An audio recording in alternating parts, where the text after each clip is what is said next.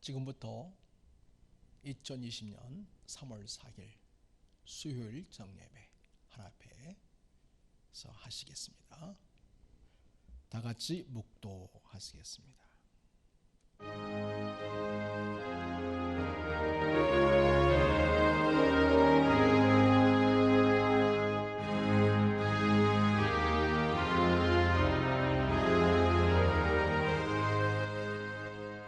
여호와는 은혜로우시며 긍휼이 많으시며 노하기를 더디하시며 인자하심이 크시도다. 여호와께서 모든 것을 선대하시며 그 지으신 모든 것에 긍휼을 베푸시는 도다. 아멘. 하나님 아버지, 하나님은 저희에게 은혜로우시며 긍휼이 많으신 분이십니다. 우리를 인자하게 대하시고 선대하시니 감사를 드립니다. 이 수요일 저녁에 주의 자녀들이 각 초소에서 시간을 정하고 하나님 앞에 나와 예배합니다. 우리의 이 예배를 받아주시옵소서. 모든 말씀을 예수님의 이름으로 기도드립니다. 아멘. 우리 신앙 고백하시겠습니다. 사도신경으로 하십니다. 전능하사 천지를 만드신 하나님 아버지를 내가 믿사오며 그 유아들 우리 주 예수 그리스도를 믿사오니 이는 성령으로 잉태하사 동정녀 마리에게 나시고 본디오 빌라도에게 고난을 받으사 십자가에 못 박혀 죽으시고 장사한 지 사흘 만에 죽은 자 가운데서 다시 살아나시며 하늘에 오르사 전능하신 하나님 우편에 앉아 계시다가 저리로서 산 자와 죽은 자를 심판하러 오시리라. 성령을 믿사오며 거룩한 공회와 성도가 서로 교통하는 것과 죄를 사하여 주시는 것과 몸이 다시 사는 것과 영원히 사는 것을 믿사옵나이다. 아멘. 찬송하시겠습니다. 287장 예수 앞에 나오면 찬송하시겠습니다. 287장입니다. 287장 예수 앞에 나오면 찬송하십니다.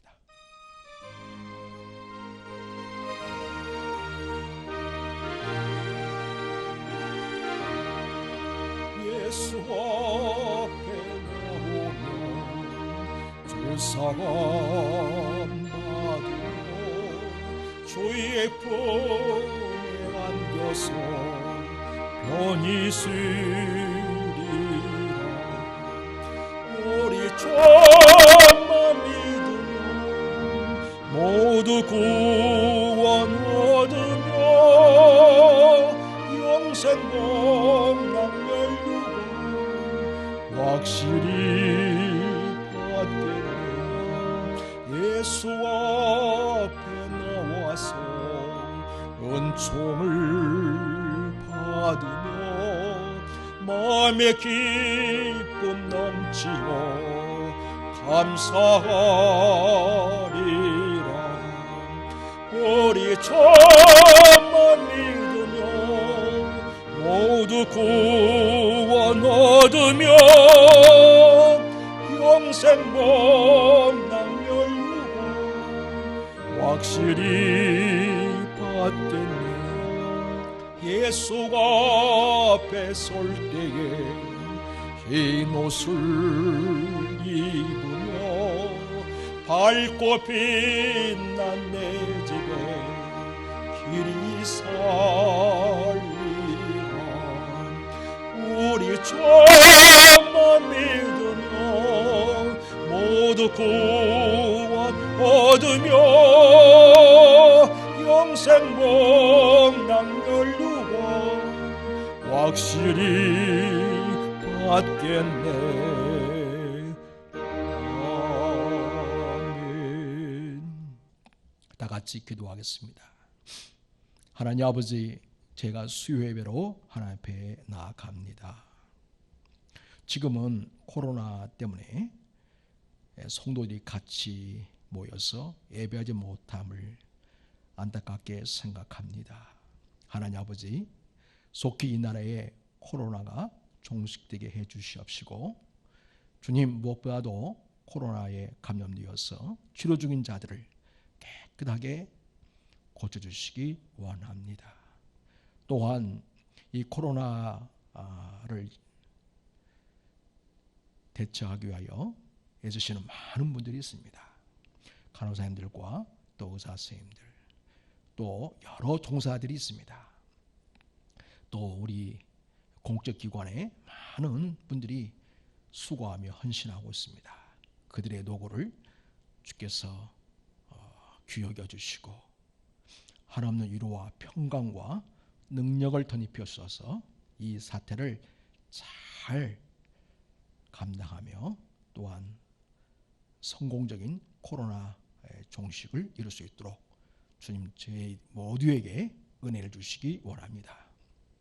하나님 아버지, 대한민국뿐만 아니라 온 세계 나라들이 이 코로나 때문에 어려움을 겪고 있습니다. 중국뿐만 아니라 홍콩, 또 인도, 특별히 유럽의 이탈리아, 미국, 일본 많은 나라들이 어려움을 겪고 있는데 하나님여 그 나라들에게도 은혜를 주셔서 코로나가 빨리 종식되게 해주시옵시고 또한 코로나에 감염자들이 깨끗이 치유되며 회복되는 역사가 있게 해주시기 원합니다. 하나님 아버지, 우리는 이 사태를 바라보면서 하나님만이 우리 모든 인생의 주권자이심을 믿습니다. 우리 인생은 얼마나 연약하고 부족한 존재인지를 새삼 깨닫게 됩니다. 하나님만이 능력이고 하나님만이 우리의 구원이 되심을 믿습니다. 하나님 아버지, 이 모든 세상의 백성들에게 자비를 베풀어 주시옵소서. 하나님 아버지, 또한 대한민국의 경제와 또 서민들의 삶이 많이 어려운 것을 보게 됩니다. 하나님 아버지, 속히 경제도 회복되게 해 주시옵시고 이 나라가 안정될 수 있도록 은혜를 더해 주시기 원합니다. 또한 주님, 한국교회를 불쌍히 여기셔서 영적인 리더십을 회복하게 도와주옵시고 소금과 빛의 사명을 감당하게 하옵시며 이 세상의 소망이 되는 한국교회가 되게 해주옵시고 또한 교회 지도자들이 되게 해주시옵시며 또한 교회의 사명을 잘 감당하는 교회들로 회복시켜 주시기 원합니다. 또 온 세상에 나가 복음을 전하시는 우리 성도님들 기억해 주시옵소서. 복음을 전하는 그 현장에 복음의 능력이 나타나게 도와주시옵시고 죽어가는 영혼이 살림받게 하시고 저주와 참으로 죽음의 자리에 머무르는 자들이 축복과 생명을 얻는 역사 있게 도와주시고 모든 열방들이 하나님께 나와 하나님을 예배하며 하나님을 기쁘시게 하는 나라와 민족들로 세워지는 역사가 있게 해주시기 원합니다. 우리 성도들의 삶을 돌아보시옵소서. 이 어려운 상황 속에서 주님, 저들을 건강하게 지켜주시옵시고 평안 가운데 붙잡아 주시옵시며 저들의 가정을 지켜주시옵시고 저들의 직장과 생업을 붙들어 주시옵시고 저들의 기도하는 모든 기도들마다 하나님께서 선히 응답하셔서 풍성한 주연회로 하나님 저들에게 허락하여 주시기를 원합니다. 오늘 예배를 통해서 하나님 영광 받으시고 말씀을 통하여 또 우리를 새롭게 하시는 은혜가 있게 해 주시옵소서. 우리를 사랑하시는 주 예수 그리스도의 이름으로 기도드립니다. 아멘. 하나님께서 오늘 우리에게 주시는 말씀은 요한복음 17장입니다. 요한복음 17장입니다. 1절에서 3절까지 제가 말씀을 받들어 읽겠습니다. 예수께서 이 말씀을 하시고 눈을 들어 하늘 우러러 이르시되 아버지여 때가 이르렀사오니 아들을 영화롭게 하사 아들로 아버지를 영화롭게 하게 하옵소서. 아버지께서 아들에게 주신 모든 사람에게 영생을 주게 하시려고 만민을 다스리는 권세를 주셨음이로소이다. 영생은 곧 유일하신 참 하나님과 그가 보내신 자 예수 그리스도를 아는 것이니이다. 아멘. 우리 3절 같이 한번 읽겠습니다. 시작. 영생은 곧 유일하신 참 하나님과 그가 보내신 자 예수 그리스도를 아는 것이니이다. 아멘. 이 시간에는 주님께서 주시는 영생이라는 제목을 가지고 하나님의 말씀을 함께 나누겠습니다. 사랑하는 여러분, 오늘 이 말씀은 우리 하나님의 자녀들을 위해서 기도해 주시는 그런 내용이 되겠습니다. 10장의 이 본문은 사실 앞에 있는 16장 이전의 내용들과 아주 긴밀한 연관을 맺고 있습니다. 오늘 본문의 그 위치를 보게 되면요, 여러분 우리 요한복음 13장으로 한번 가보겠습니다. 요한복음 13장을 한번 보십시오. 거기에서 3절을 보면 저녁 먹는 중 예수는 아버지께서 모든 것을 자기 손에 맡기신 것과 또 자기가 하나님께로부터 오셨다가 하나님께로 돌아가실 것을 아시고, 이 말씀이 비로소 예수님께서 계속해서 말씀하시는 그 출발이 됩니다. 그리고 여러분, 이 저녁 먹는 중에 주께서 말씀하신 내용이 계속해서 13장, 14장, 15장, 16장까지 이어지고요. 그리고 여러분 한번 18장을 보시기 바랍니다. 그 18장을 보면 1절에 예수께서 이 말씀을 하시고 제자들과 함께 기드론 시내 건너편으로 나가시니 그곳에 동산이 있는데 제자들과 함께 들어가시니라, 이렇게 말씀하고 있지 않습니까? 그래서 18장 1절에 장소를 옮겨서, 집에서 나와가지고 장소를 옮겨서 기드론 시내 건너편으로 가셨다. 거기 동산에서 기도하신다는 것을 이야기해 주고 있습니다. 그래서 여러분, 오늘 말씀은 예수님이 제자들과 마지막 6월절 만찬을 하시고 겟세마네 동산에서 기도하러 오시기 전에 제자들과 만찬을 하는 방에서 쭉 말씀하시고 마지막으로 하시는 기도가 되겠습니다. 겟세마네 동산에서는 예수님께서 아버지여, 할 수만 있사오면 이 잔을 내게서 지나가게 해 주십시오. 그러나 내 뜻대로 마옵시고 아버지의 뜻대로 하시옵소서라고 기도하셨습니다. 오늘 이 기도는 바로 그런 겟세마네 동산에서 기도를 하기 전에 제자들과 함께 쭉 말씀을 나누시다가 마지막으로 하나님께 드린 기도라고 할 수가 있겠습니다.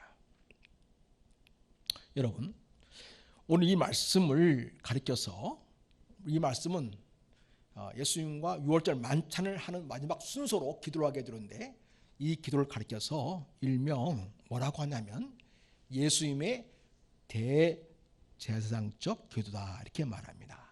저를 따라서 한번 해볼까요? 대제사장적 기도.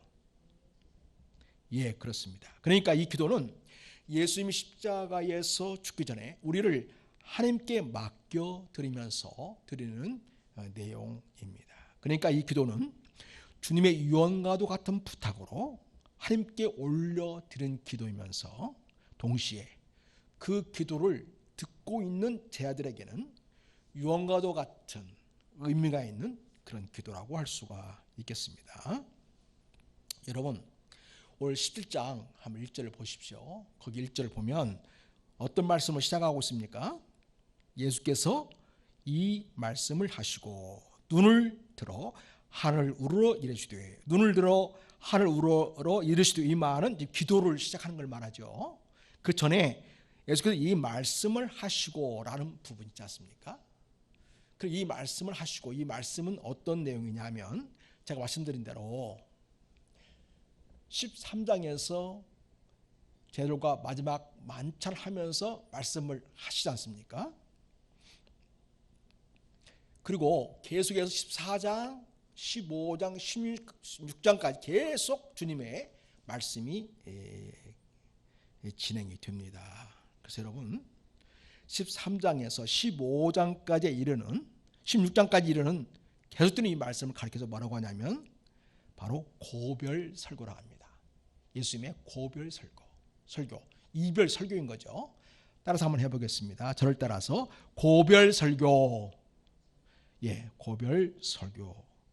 예향들은 그런 부분이 쭉 진행되고, 오늘 이 말씀을 마치시고 이 고별 설교를 마치시고 눈을 들어 하늘 우러러 이르시되, 그리고 기도하셨다는 그런 말씀이 되는데요.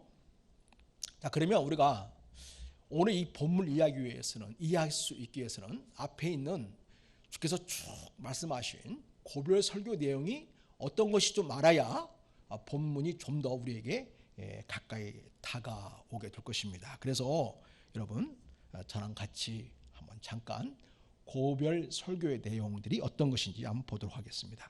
자, 여러분 요한복음 13장을 펴시기 바랍니다. 13장을 보면, 자, 3절 보겠습니다. 3절.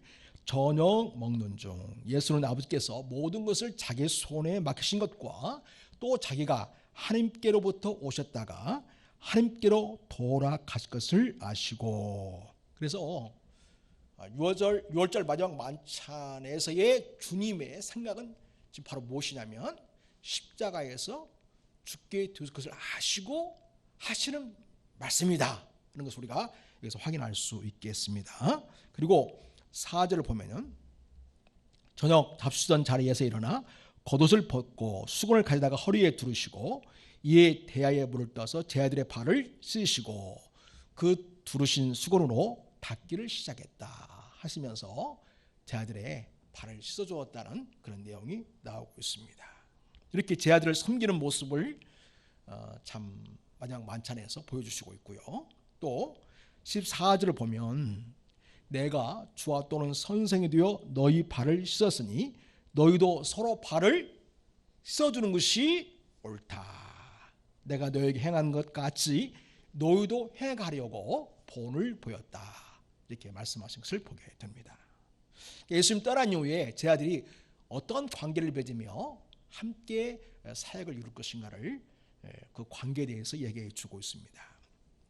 그리고 3, 4절을 보면 새 계명을 주십니다. 3, 4절. 새 계명을 너에게 주노니 서로 뭐하라? 사랑하라. 내가 너희를 사랑한 것 같이 너희도 서로 사랑하라. 너희가 서로 사랑하면 이로써 모든 사람이 너희가 누구인 줄 알게 된다? 너희가 내 제자인 줄 알리라. 예수님의 제자인 것을 알게 된다는 거죠. 그래서 예수님의 제자들이 서로 사랑하면서 공동체를 아름답게 이루며 복음 사역을 감당하는 그 모습을 통해서 주님의 제자됨이 사람들에게 확인이 된다고 얘기해주고 있습니다. 그러면서 주님께서는 가룟 유다가 배신할 것을 미리 아셨다는 이야기를 하시고 있습니다. 자, 여러분 26절을 보십시오. 예수께서 대답하시되 내가 떡 한 조각을 적사 주는 자가 그니라 하시고 곧 한 조각을 적셔서 가롯 시몬의 아들 유다에게 주시니 그 조각을 받은 후 사탄이 그 속에 들어간지라. 예수께서 유다에게 이르시되 네가 하는 일을 속히 하라 하시면서 마지막 만찬의 자리에서 사실은 이 가룟 유다에게 회개할 마지막 기회를 주신 것이죠.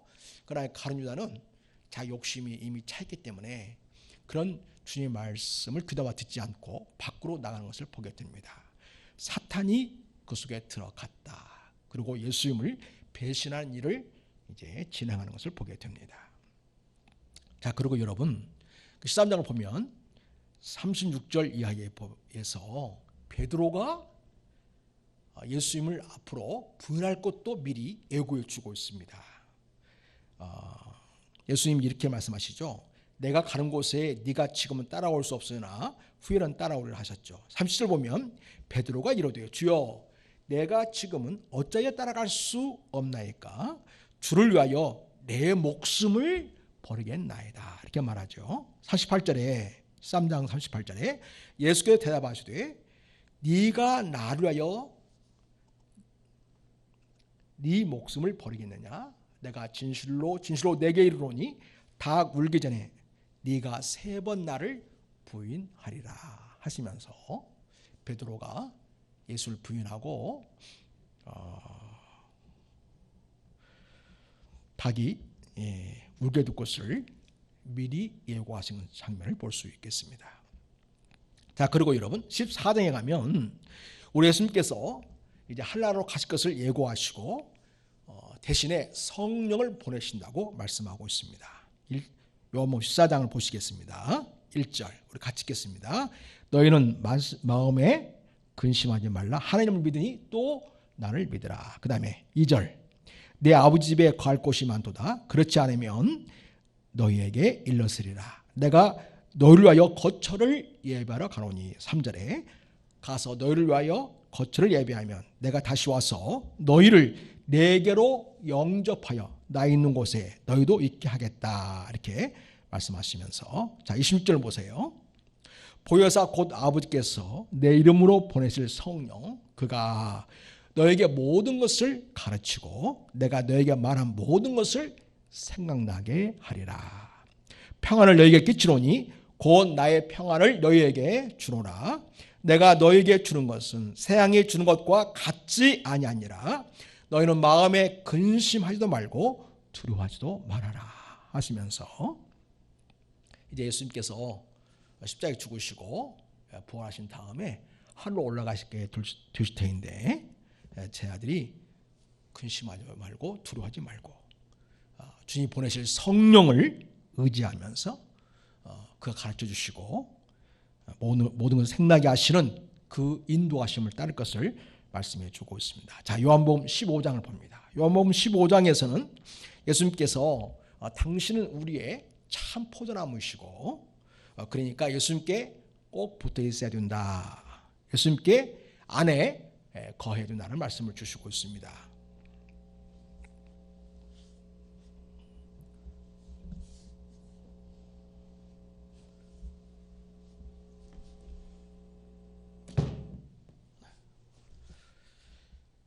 자, 여러분 15장 4절 봅니다.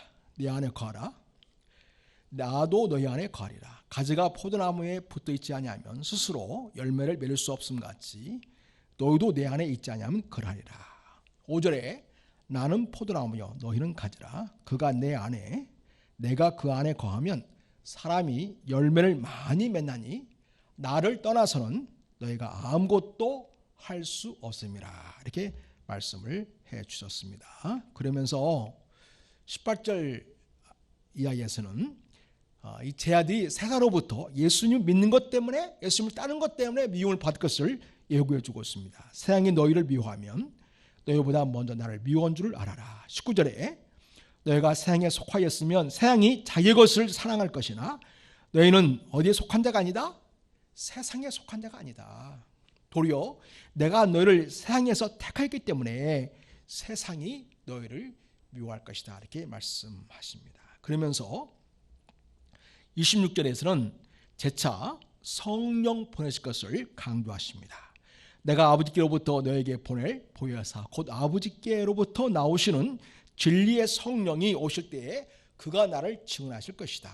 이렇게 하면서 성령 보내실 것을 제자들에게 확인시켜 주심으로써 주님이 떠나가시더라도 걱정하지 말고 성령님을 통해서 그들이 위로받고 인도함 받을 것을 이야기해 주고 있습니다. 자, 이제 요한복음 16장입니다. 5절 보면 지금 내가 나를 보내신 얘기로 가는데 그래서 예수님께서 지금 하나님께로 간다는 이야기를 자주 하고 있어요. 너희 중에서 나더러 어디로 가는지 묻는 자가 없고 도리어 내가 이 말을 함으로 너희 마음에 근심이 가득하였도다. 예수님이 자꾸 어디를 가신다고 하니까 무슨 영문인지 모르고 있는 이 제자들은 마음에 근심을 하고 있습니다. 7절에 보면 그러나 내가 너에게 실상을 말하노니 내가 떠나가는 것이 너에게 유익이라. 내가 떠나가지 아니하면 보혜사가 너에게로 오시지 아니할 것이요 가면 내가 그를 너에게로 보내리니. 그래서 예수님께서 십자가 사역을 마치시고 부활하신 다음에 한나라로 가시게 되면 대신 보혜사 되신 성령님께서 오시게 된다는 것을 이야기해 주고 있습니다. 자, 그 다음에 16장 31절에 보면요, 제자들이 예수님을 버리고 다 도망갈 것을 또한 예고하고 있습니다. 그렇지만 예수님은 십자가를 잘 감당하셔서 세상을 이기시게 될 것을 예고하시고 있습니다. 요한복음 16장을 보시겠습니다. 32절 우리 같이 한번 읽겠습니다. 32절 33절 보라 너희가 다 각각 제 곳으로 흩어지고 나를 혼자 둘 때가 오나니 벌써 왔도다. 그러나 내가 혼자 있는 것이 아니라 아버지께서 나와 함께 계시느니라. 그러니까 쟤들이 예수님을 다 버릴지라도 예수님은 유롭지 않다는 거죠. 왜냐하면 하나님 아버지 함께 하니까 하면서 주님은 아주 담담하신 것을 보게 됩니다. 다 그러면서 우리 제자들을 축복하죠. 33절 읽습니다. 시작. 이것을 너에게 이르는 것은 너희로 내 안에서 평안을 누리게 하려 함이라. 세상에서는 너희가 환난을 당하라. 뭐하라? 담대하라. 내가 세상을 이겨노라. 그래서 주님께서 이미 십자가의 죽으심으로 결국은 승리하실 것을 이미 자신에게 확인하고 있고 그거를 제자들에게 이야기해 주고 있습니다. 자, 이런 말씀들을 하시고, 자, 예수께서 이 말씀을 하시고 10장 1절에 바로 이렇게 쭉 주님께서 말씀을 하시고 오늘 본문에 10장 기도를 하신 것입니다. 그러니까 예수님께서 십자가에 달려 죽으시기 직전에 마지막 만찬에서 제자들을 위로하고 격려하시면서 서로 사랑하라고 하시고 또 세상이 너희를 미워할 것이지만 걱정이 말아라. 그러면서 성령을 보내줄 것이니까 그분이 나와 함께 있는 것처럼 너희와 함께 있게 해줄 것이고 예수님을 따르는 길은 험난하겠지만 내가 세상을 이긴 것처럼 너희도 세상을 이기게 해줄 것이라는 것을 이야기하면서 제 아들을 하나님께 부탁드리는 기도를 하신 것을 봅니다. 자, 여러분 오늘 본문의 말씀을 요약한다면 10장의 기도는 너무나도 장엄하고 애절하게 진행이 됩니다. 예수님의 기도는 너무나 감동적이고 아주 고귀합니다. 사유좋은 부자간에 말하듯이 아들 예수님이 아버지 되신 하나님께 말한다는 것으로 다정한 분위기를 볼 수 있습니다. 또한 승리를 기대하는 분위기를 보여줍니다. 17장의 기도는 세 부분으로 이렇게 이루어지는데요. 첫째는 예수님 자신의 하나님과의 관계에서 드린 기도를 1절에서 8절까지 하고 있습니다. 그리고 두 번째는 9절에서 19절까지인데 예수님을 따르는 제자를 위해서 기도하시고요. 그리고 세 번째는 20절부터 마지막 절까지 미래의 교회를 위한 기도를 하시는 것을 보게 됩니다. 자, 여러분 오늘 본문을 선택한 16장 1절에서 3절까지를 보면 예수님은 아버지께서 아들을 영원하게 하셔서 아들이 아버지를 영원하게 하게 해달라고 기도하고 있고요. 아버지는 그분이 아들에게 주신 모든 사람에게 영생을 주시려고 만민을 다스리는 권세를 아들에게 주셨고 영생은 바로 유일하신 참 하나님과 그분이 보내신 예수 그리스도를 아는 것이라고 하는 내용이 담겨져 있습니다. 자, 여러분 이제 본문을 살핍니다. 1절을 보겠습니다. 우리 1절 한번 볼까요? 자, 시작. 예수께서 이 말씀을 하시고 눈을 들어 하늘 우러러 이르시되, 여기까지 우선 보겠습니다. 예수님이 지금까지 고별 설교 쭉 하시고 이제 기도하시는데 유대인들이 기도하시는 것처럼 눈을 하늘 향해 드셨습니다. 그리고 두 손을 높이 들고 거기에 있는 제자들이 다 들을 수 있을 정도로 크게 기도를 하셨습니다. 자, 우리는 그 예수님의 기도 내용을 통해서 예수님과 하나님 간의 특별한 관계를 볼 수 있겠습니다. 자, 여러분 1절에 하나님께 기도하면서 뭐라고 부르고 있습니까? 아버지요 이렇게 부르고 있죠. 아버지요. 예, 여러분 유대인들은 하나님을 아버지요 이렇게 부르지 못했습니다. 하나님을 두렵고 가까이 할 수 없는 분으로 알았습니다. 여러분 제가 설교하면서 누차 얘기했던 신의 산에서의 하나님을 보게 되면 하나님 모세를 만나 주실 때에 다른 사람들이 그 신의 산에 가까이 와서 접촉하게 되면 돌이 날아와서 너희가 맞아 죽게 될 것이라고 경고를 하시죠. 그리고 십계명에서 보듯이 여러분 하나님을 망령되이 일컫는 자를 죄 없다 하지 않겠다 라고 하셨고요. 실제로 하나님을 모욕하는 자들을 돌로 쳐서 죽이는 유대 사회를 볼 수 있겠습니다. 하나님은 물론 사랑 하나님으로 이스라엘에게 다가가셨죠. 나는 너희의 어미다. 나는 너희의 남편이다. 신랑이다. 라고 하시면서까지 친근하게 대하셨지만은 죄에 대해서는 단호한 분이 있어서 그런지 유대인은 하나님을 어렵게만 생각하였을 것입니다. 자, 그런데 주님은 하나님의 아들로서 하나님을 부릅니다. 하나님을 아빠라고 부르면서 기도하고 있습니다. 그래서 이 하나님 아버지와 예수님 간의 친밀한 관계를 보여주십니다. 하나님을 아빠라고 부르는 예수님의 본을 따라 예수님의 제자들도 그랬고 초대 기독교인들도 하나님을 아빠라고 부르며 즐겨 사용을 했습니다. 물론 하나님은 거룩하신 분이십니다. 여러분 11절을 보십시오. 11절을 한번 같이 읽겠습니다. 시작. 나는 세상에 더 있지 아니하오나 그들은 세상에 있사옵고 나는 아버지께로 가옵나니 거룩하신 아버지여 내게 주신 아버지의 이름으로 그들을 보존하사 우리와 같이 그들 또 하나가 되게 하옵소서. 예, 그렇습니다. 여기서 예수님은 하나님을 아빠라고 부르면서 하나님을 거룩하신 분으로 아십니다. 자, 여러분 이제 25절을 보겠습니다. 25절 찾으셨습니까? 자, 시작. 의로우신 아버지여 세상이 아버지를 알지 못하여도 나는 아버지를 알았사옵고 그를 또 아버지께서 나를 보내신 줄 알았사옵나이다. 여기서는 예수님이 하나님을 아빠라고 부르면서 하나님을 의로우신 분으로 아십니다. 우리는 따뜻하게 대하고 다정한 관계가 되면 버릇없이 대하는 경우가 많습니다.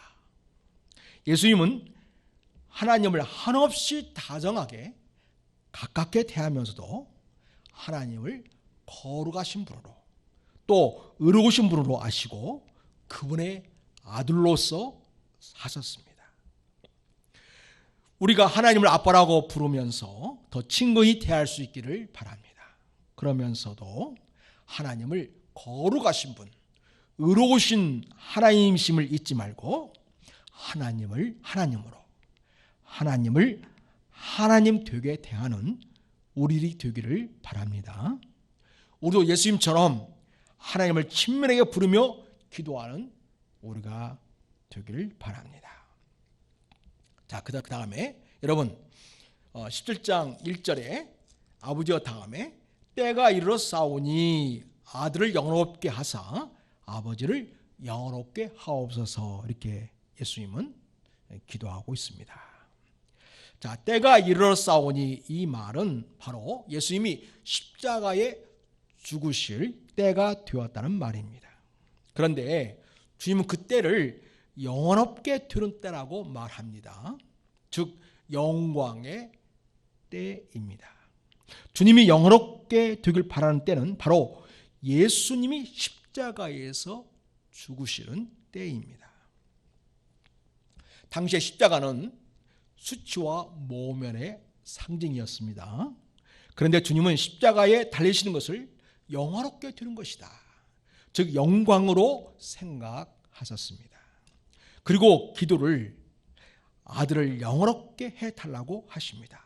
영광스럽게 해달라고 하십니다. 영화롭게 된다는 말은 존경하다, 경의를 표하다, 참배한다는 뜻입니다. 예수님에게 십자가의 자리는 수치나 모욕의 자리가 아니었습니다.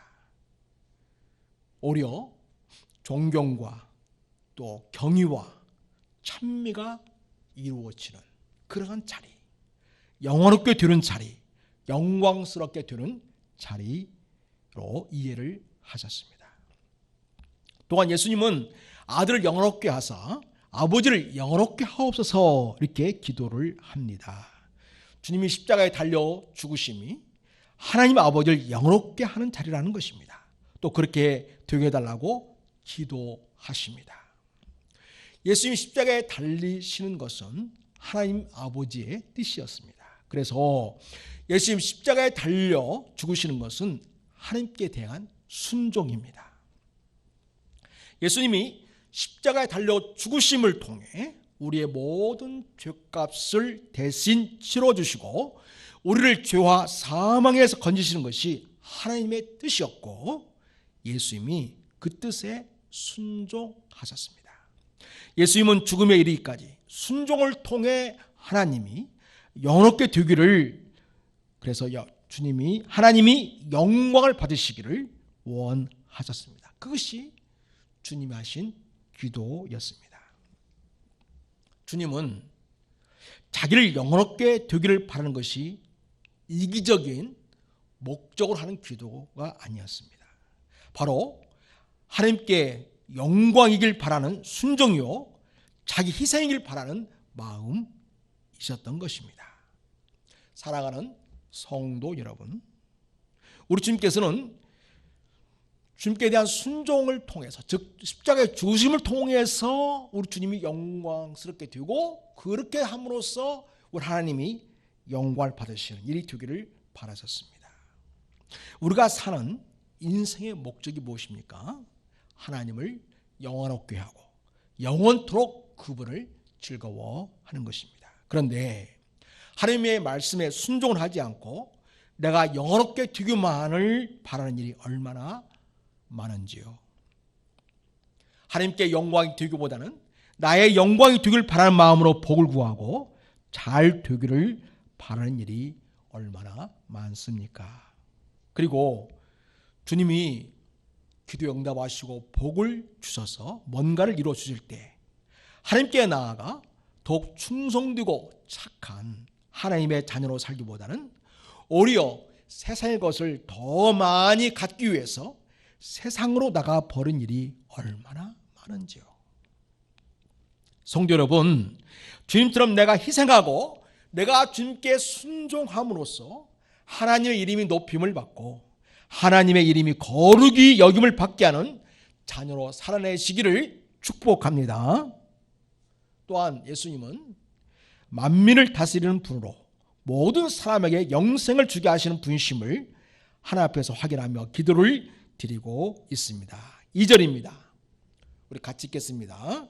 아버지께서 아들에게 주신 모든 사람에게 영생을 주게 하시려고 만민을 다스리는 권세를 아들에게 주셨음이로소이다. 아멘.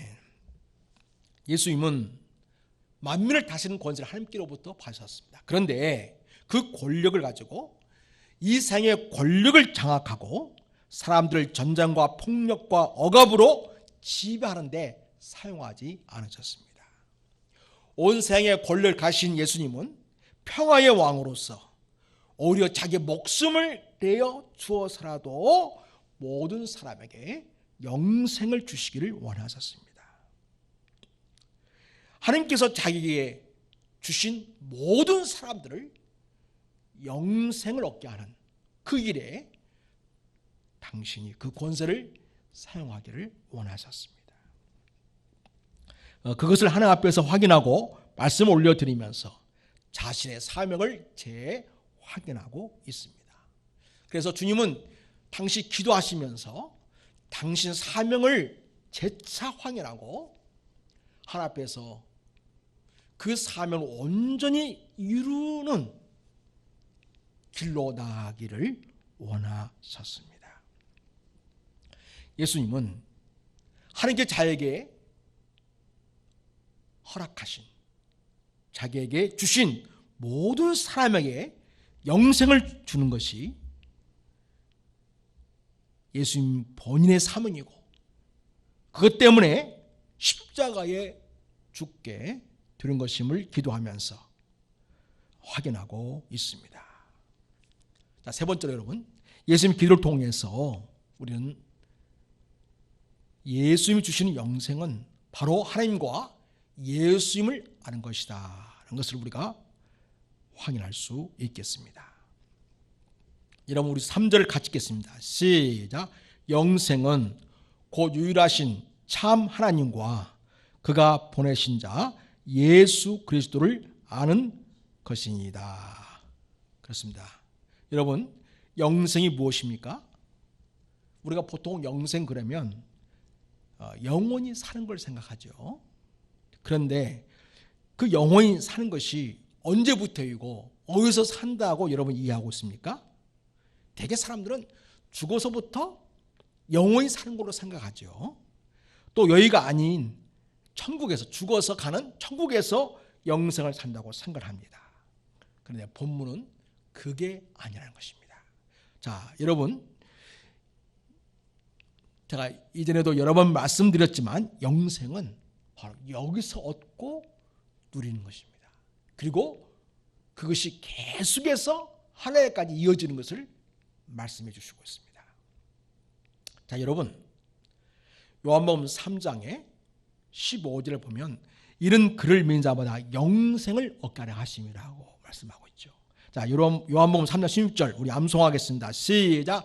하나님이 세상을 이처럼 사랑하사 독생자를 주셨으니 이런 저를 믿는 자마다 멸망하지 않고 영생을 얻게 하려 하심이라. 예, 그렇습니다. 하나님이 그 아들 세상에 보내신 것은 세상을 심판하려 하심이 아니요 그로 말미암아 세상의 구원을 받게 하려 하심이라. 그를 믿는 자는 심판을 받지 아니하는 것이요 믿지 아니하는 자는 하나님의 독생자의 이름을 믿지 아니함으로 벌써 심판을 받은 것이다. 그래서 여러분, 예수님 믿는 것이 바로 멸망하지 않고 영생을 얻는 것이다. 이렇게 말씀하고 있습니다. 자, 요한복음 3장 35절과 36절입니다.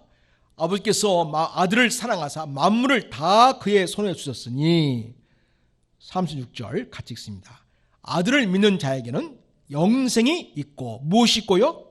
영생이 있고 아들에게 순종하지 않은 자는 영생을 보지 못하고 도리어 하나님의 진노가 그 위에 머물러 있느니라. 그러니까 예수 믿는 자는 그 믿는 믿음으로 이미 영생을 여기에서 소유하고 있음을 분명히 알 수 있습니다. 요한복음 25장 24절은 이것을 더 분명히 밝혀주고 있습니다. 자, 5장 24절 같이 읽습니다. 시작. 내가 진실로 너에게 이르노니 내 말을 듣고 또 나 보내신 이를 믿는 자는 무엇을 얻었고? 영생을 얻었고, 영생을 앞으로 얻을지 말지 모르겠다. 이겁니까? 아니죠. 영생을 얻을 것이다입니까? 아니죠. 영생을 어떻게 얻었고, 아멘. 심판에 이르지 아니하나니 사망에서 생명으로 옮겼느니라. 네, 그렇습니다. 영생은 예수님을 믿는 즉시로 얻게 되는 것이고, 여기서부터 지금부터 영생을 이미 누리는 삶을 사는 것을 알려주고 있습니다. 자, 여러분, 그런데 영생을 얻고 누린다는 것은 어떻게 사는 것을 말하는 것일까요? 자, 오늘 3절에 영생은 곧 유일하신 참 하나님과 그가 보내신 자 예수 그리스도를 아는 것이니다. 3절에서 영생을 정의해 주고 있습니다. 영생은 유일하신 참 하나님을 아는 것입니다. 또 영생은 하나님이 보내신 예수 그리스도를 아는 것입니다. 그러니까 영생이라는 삶은 하나님 아버지와 예수를 계속해서 아는 삶을 사는 것입니다. 그러면 여기서 안다고 하는 것은 무엇일까요? 여기서 안다는 말은 언어의 뜻을 찾으면 내가 상대방에게 참여하는 것을 말합니다. 다시 말해서 내가 상대방에게 참여한다는 것은 관계를 맺는 것을 말합니다. 그러니 내가 유일하신 참 하나님을 안다고 하는 것은 하나님만이 참된 신 하나님인 것을 알고 그분과 관계를 계속 맺으면서 사는 것입니다. 그의 보내신 자 예수 그리스도를 안다고 하는 것은 예수님만이 하나님 우리를 죄에서 해방시켜 구원하실 분으로 보내셨음을 알고 믿으면서 그 예수님과 관계를 계속 맺으면서 사는 것입니다. 이게 영생입니다. 다시 말해서 영생이 뭐냐? 하나님을 알고 하나님과 인격적인 관계를 맺고 사는 것을 말합니다. 하나님과 친밀한 사귐을 누리며 사는 삶이 바로 영생을 사는 삶입니다. 영생이 무엇입니까? 예수님과 인격적인 관계를 맺고 사는 것을 말합니다. 예수님과 친밀한 사귐을 누리며 사는 삶이 바로 영생을 사는 삶입니다. 우리는 더 이상 하나님이나 예수님을 저기 저 멀리에 계시는 분이거나 너무나 엄하셔서 무서운 분으로 가까이 할 수 없는 분으로 알지 않아야 합니다. 물론 하늘 보좌에 계신 성부 하나님, 성자 하나님이시지만 언제나 성령을 통해 우리에게 오셔서 우리와 함께 계시는 분이시고요. 그래서 우리와 친밀하게 사귐을 가지시는 분이십니다. 우리는 죽어서 영생을 얻을 생각을 하거나 영생을 멀리 있는 것으로 생각하지 않아야 합니다. 오늘 주님 안에서 살고 주님과 친밀한 사귐을 가지며 사는 것이 영생인 줄 알아야 하겠습니다. 또 하나님이 어떠한 분이신지 계속 말씀을 읽고 묵상하며 말씀을 잘 배우면서 하나님을 알아가면서 주님이 주신 생명을 누리고 풍성히 누리는 자가 되시기를 바랍니다. 이제 오늘 말씀을 정리합니다. 예수님은 본문에서 우리를 위한 대상적 기도를 하셨습니다. 세상에 남겨진 제자들 그리고 우리를 위한 유언과도 같은 기도를 하셨습니다. 예수님은 우리가 예수님처럼 하나님과 친밀한 관계를 갖기를 원하십니다.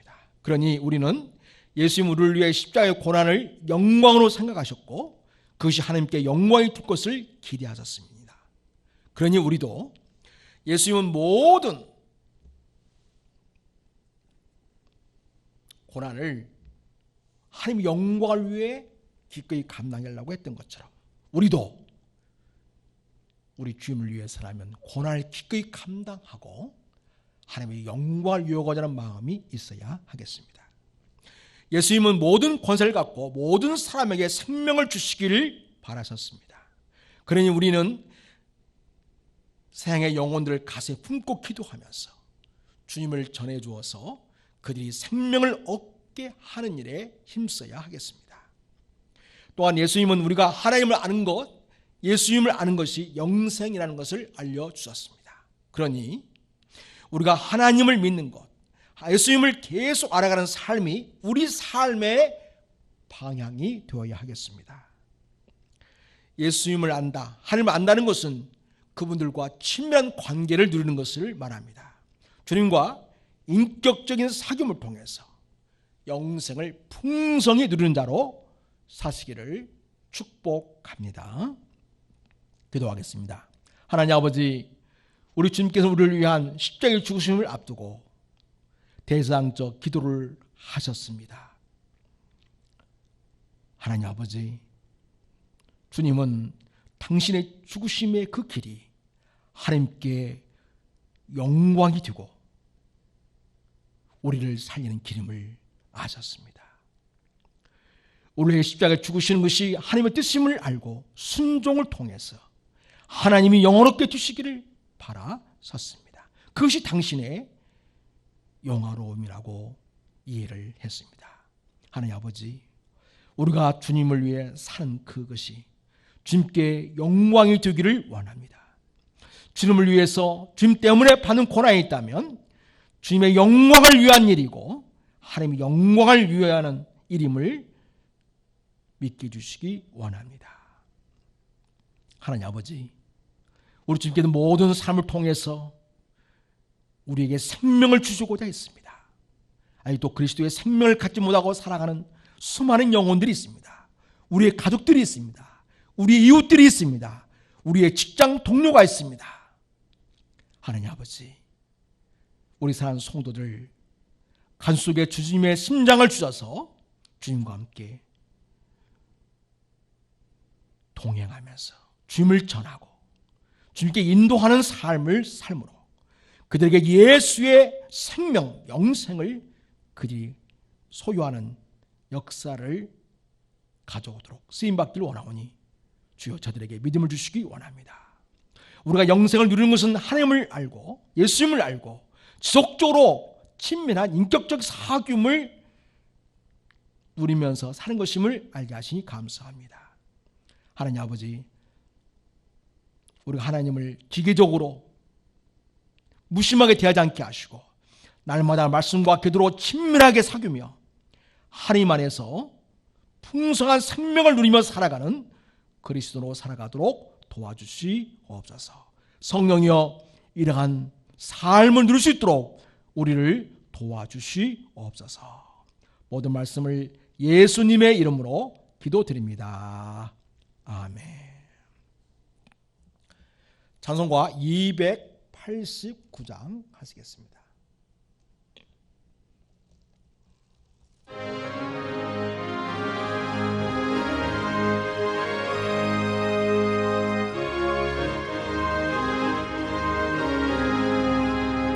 주 예수 내 맘에 들어와 계시는 변하여 새 사람 되고 내 밤을 바라던 참빛을 찾음도 주 예수 내 맘에 오세. 주 예수 내 맘에 오시. 주 예수 내 맘에 오시. 늘 믿던 내 맘에 기쁨에 넘치면 주 예수 내 맘에 오신 주 예수 내 맘에 들어와 계신 후 망령된 행실을 끊고 머리털보다도 더 많던 내 죄가 눈보다 더 희워졌네. 주 예수 내 맘에 오신 주 예수 내 맘에 오신 물밀듯 내 맘에 기쁨에 넘치는 주 예수 내 맘에 오신 내 맘의 소망을 든든히 거짐은 주 예수 내 맘에 오신 의심의 구름이 사라져 버림도 주 예수 내 맘에 오신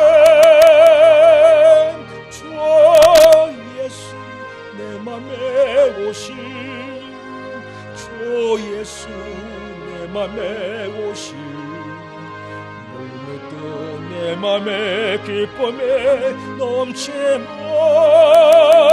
주 예수 내 맘에 오신 사망의 금침한 골짜기 가다가 밝은 빛 오련히 비쳐 저물리 하늘을 환하게 보임도 주 예수 내 맘에 오신 주 예수 내 맘에 오신 주 예수 내 맘에 오신 물밀듯 내 맘에 기쁨에 넘치는 주 예수 내 맘에 오신 내가 나저 전성에 올라가 살기는 주 예수 내 맘에 오신 전성에 올라가 주님을 뵈리니 그 기쁨 비길 데 없네.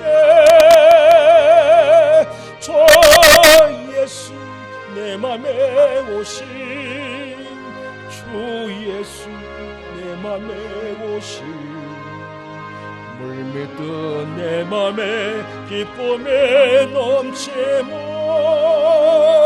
주 예수 내 맘에 오신. 이제는 우리 주 예수 그리스도의 은혜와 하나님 아버지의 지극하신 사랑하심과 성령 하나님의 감동, 임재, 교통으로 충만함께 하심이 오늘 주 앞에 정성껏 예배하면서 진정 예수님 나를 십자가의 죽으심을 믿고 또 내 모든 삶 그리스도를 위한 삶이 되길 바라면서 우리에게 주신 영원한 생명, 나님과 주님과 친밀한 관계를 누림으로써 살고자 하는 우리 사랑하는 모든 성도들과 그의 가정과 자녀들과 모든 삶의 자리 위에 우리 큰사랑 교회 위에 우리 사랑하는 조국 대한민국과 전북권 그리고 봉동 지역 위에와 유복에 있는 동포들, 해외에 있는 동포들 머리머리 위에 이제로부터 영원까지 함께 있을지어다. 아멘.